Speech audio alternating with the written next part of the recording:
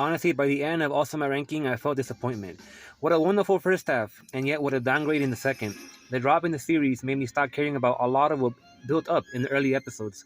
The fights sometimes reach Claymore tier levels of animation where characters are nonsensically swinging their weapons around. Slideshow execution reared its head eventually after it had been animated so consistently good before. It was tragic to see what this used to be and what it lowered itself towards the end overall. Also, my ranking set the bar too high for itself in the first half and just couldn't deliver in the same quality near as much after.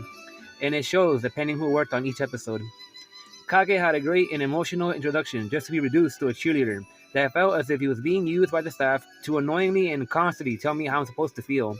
I cannot relate in the end to the way Maranjo's character played out, considering it all and how sudden it felt in the end. King Basid is a strange individual.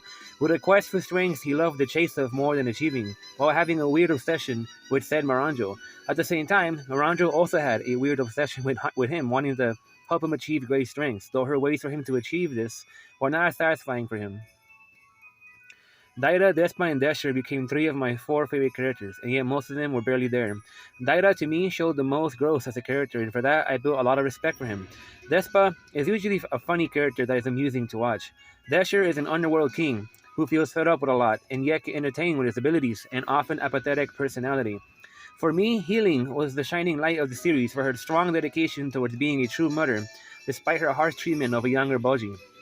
The only issue is the healing and fake out deaths that can be annoying and take away the stakes, making me unable to take them seriously anymore. Then there's Boji. I felt confused when Crunchyroll announced their embarrassing Anime of the Year awards by including him as so-called best boy. He had done nothing at that point. He appears mostly as a blabbering fool going through a bottom dog story that really only paid off in the end, kind of. The blabbering was really unnecessary, and the way communication between him and the characters went felt absurd. I don't see much of an appeal to him, besides bringing out emotions from viewers that can relate to him, who had or have their own issues similar to how he did. Despite that, I didn't find him appealing as a protagonist out of his simplicity and the constant use of mostly emotions to build his character that felt less and less meaningful as it went.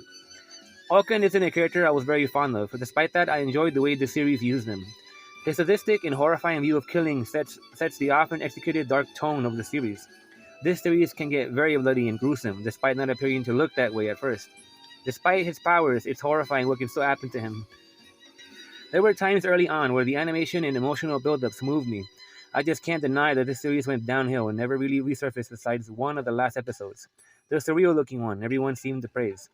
All it really had was to use emotional scenes that felt empty to me to try to end strong. Disappointing. 75 out of 100. Thank you for listening.